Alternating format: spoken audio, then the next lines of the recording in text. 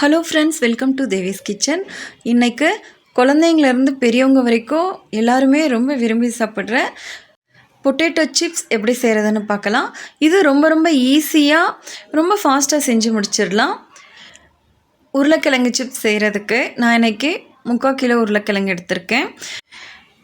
Chips செய்கிறதுக்கு உருளைக்கிழங்கு எப்போவுமே நார்மலாக நம்ம வீட்டில் யூஸ் பண்ணுற உருளைக்கிழங்கு மாதிரி இல்லாமல் கொஞ்சம் நீளமாக சிப்ஸ் கடையில் வச்சுருப்பாங்க. இந்த மாதிரி நீளமாக இருக்கிற உருளைக்கிழங்கா நல்லா கெட்டியாக இருக்கணும். அப்போ தான் சிப்ஸ் நல்லா வரும். நம்மளுக்கு நம்ம வீட்டில் செய்கிற உருளைக்கிழங்கு கொஞ்சம் சாஃப்டாக இருக்கும். அது அந்த அளவுக்கு நம்மளுக்கு சிப்ஸ் போடுறதுக்கு நல்லா வராது. ஃபஸ்ட்டு இப்போ உருளைக்கிழங்குக்கு தோலெல்லாம் எடுத்து வச்சிடலாம்.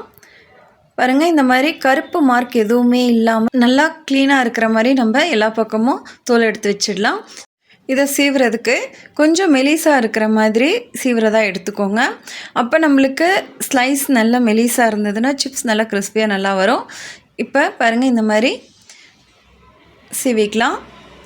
இப்போ காட்டுறேன் பாருங்கள்.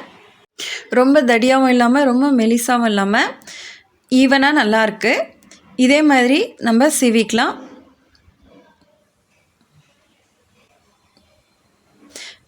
இது நம்மளுக்கு சீவ முடியாது, கையை அறுத்துடும். அதை சைடில் வச்சுட்டு வேறு எதுக்காவது போட்டுக்கலாம்.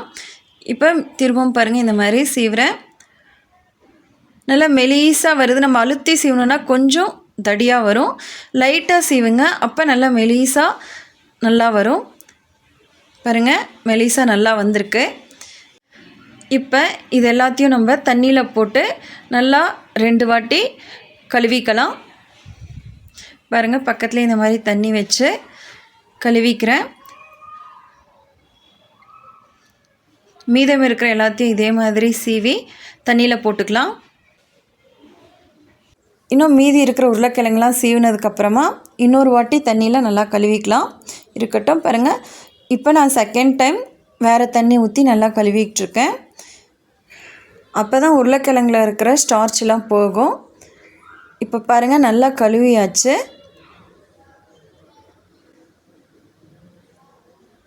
இப்போ பார்க்கும்போதே தெரியுது பாருங்கள், தண்ணி தெளிவாக இருக்குது, ஸ்டார்ச்லாம் போயிடுச்சு. இப்போ இதெல்லாம் ஒரு துணியில் நம்ம போட்டு 10 நிமிஷம் நல்லா ஸ்லைஸில் இருக்கிற தண்ணியெல்லாம் போகிற வரைக்கும் காய வச்சுக்கலாம். இப்போ அதுக்கு ஒரு துணி மேலே இந்த மாதிரி உருளைக்கிழங்கு ஸ்லைஸ்லாம் தனித்தனியாக போட்டு வச்சுக்கலாம், கொஞ்சம் தூரமாக. இப்போ வேறு ஒரு நல்ல ட்ரையாக இருக்கிற துணியை வச்சு நம்ம உருளைக்கிழங்கு மேலே இந்த மாதிரி அழுத்தி உருளைக்கிழங்கு மேலே இருக்கிற ஈரமெல்லாம் எடுத்துடலாம். இப்போ ஒரு 10 நிமிஷம் இப்படியே இருக்கட்டும், உருளைக்கிழங்குல இருக்கிற ஈரமெல்லாம் நல்லா ட்ரை ஆகிற வரைக்கும். இப்போ அடுத்ததாக ஒரு பவுலில் 1 டேபிள் ஸ்பூன் உப்பு போட்டுக்கோங்க. கொஞ்சமாக தண்ணி சேர்த்துக்கோங்க. சேர்த்து உப்பை நல்லா கரைச்சிக்கலாம்.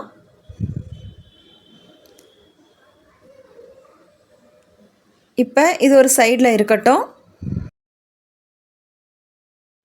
இப்போ எல்லாம் ரெடியாக இருக்குது. சிப்ஸ் போட்டுடலாம். அதுக்கு ஒரு கடாயில் எண்ணெய் ஊற்றி எண்ணெய் நல்லா காஞ்சதுக்கப்புறமா இப்படி நம்ம ஸ்லைஸ் பண்ணி வச்ச உருளைக்கிழங்கு ஒன்றா எண்ணெயில் விட்டுக்கோங்க.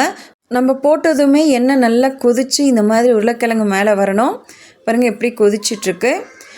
எண்ணெய் எந்த அளவுக்கு ஊற்றுறீங்களோ அந்தளவுக்கு ஃப்ளேம் ஹையில் வச்சுக்கோங்க. கொஞ்சம் ஹை ஃப்ளேமாக இருந்தால் தான் நம்மளுக்கு உருளைக்கிழங்கு நல்லா கிறிஸ்பியாக நல்லா வரும். நல்லா எண்ணெய் கொதிச்சிட்ருக்கு. இந்த மாதிரி பபிள்ஸ் வர்றது நின்னதுக்கப்புறமா நம்ம உருளைக்கிழங்கு திருப்பி போடலாம். 2 நிமிஷம் நல்லா வேகட்டும். இப்போ இதில் நம்ம கரைச்சி வச்ச உப்பு தண்ணியை 1 டேபிள் ஸ்பூன் எடுத்து அப்படியே மேலே மெதுவாக விடுங்க. விடும்போது ஃபஸ்ட்டு கொஞ்சம் தண்ணி கொதிக்கிற மாதிரி தான் இருக்கும். பாருங்கள், இந்த மாதிரி வரும். ஆனால் அந்த அளவுக்கு இருக்காது. ஃபஸ்ட் டைம் போடும்போது அப்படி இருக்கும், அடங்கிரும், எதுவும் ஆகாது. இப்போ திருப்பி போட்டுக்கலாம். உருளைக்கிழங்கு ஒரு சைடு நல்லா வெந்திருக்கு. இப்போ பாருங்கள், நல்ல உருளைக்கிழங்கு ஃப்ரை ஆகிடுச்சு. நல்ல சிப்ஸு நல்லா மொறுமொறுன்னு நல்லா வந்திருக்கு. கொதிலாம் நல்லா அடங்கினதுக்கப்புறமா இப்போ எடுத்து வேறு ஒரு கிண்ணத்துக்கு மாற்றிக்கலாம்.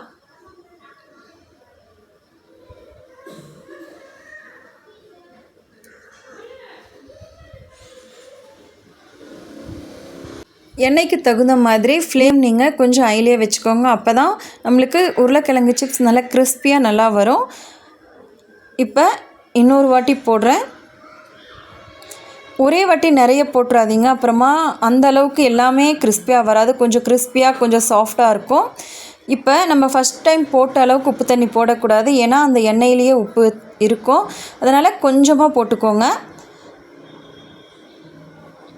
இப்போ பாருங்கள், கொதியெலாம் நல்லா அடங்கிருச்சு. இப்போ எடுத்துடலாம். பார்க்கும்போதே பாருங்கள் நல்லா கிறிஸ்பியாக நல்லா வந்திருக்கு. இப்போ மீதி இருக்கிற எல்லா உருளைக்கிழங்கையும் இதே மாதிரி சிப்ஸாக போட்டு எடுத்துடலாம். இப்போ பார்க்கும்போதே பாருங்கள் நல்ல கிறிஸ்பியாக சூப்பராக இருக்குது. பாருங்கள் சிப்ஸ் எல்லாம் சூப்பராக ரெடி ஆகிடுச்சு. நீங்கள் இப்படியே கூட சாப்பிடலாம், சால்டட் சிப்ஸாக. இல்லை உங்களுக்கு காரமாக இருக்கணும்னு நினச்சிங்கன்னா சிப்ஸ் சூடாக இருக்கும்போதே கொஞ்சமாக மிளகாத்தூள் மேலே தூவிட்டு நல்லா கலந்து விட்டுட்டோன்னா சூப்பரான பொட்டேட்டோ சிப்ஸ் ரெடியாக இருக்குது. இதை ஒரு ஏர்டைட் கண்டெய்னரில் போட்டு மூடி வச்சிட்டிங்கன்னா ஒரு வாரம்னால நல்லா கிறிஸ்பியாக இருக்கும். ஆனால் அது வரைக்கும் இருக்காது, காலியாகிடும் உடனேயே. இதை நீங்களும் வீட்டில் ட்ரை பண்ணுங்கள். இந்த வீடியோ உங்களுக்கு பிடிச்சிருந்ததுன்னா லைக் பண்ணுங்கள், ஷேர் பண்ணுங்கள், சப்ஸ்கிரைப் பண்ணுங்கள்.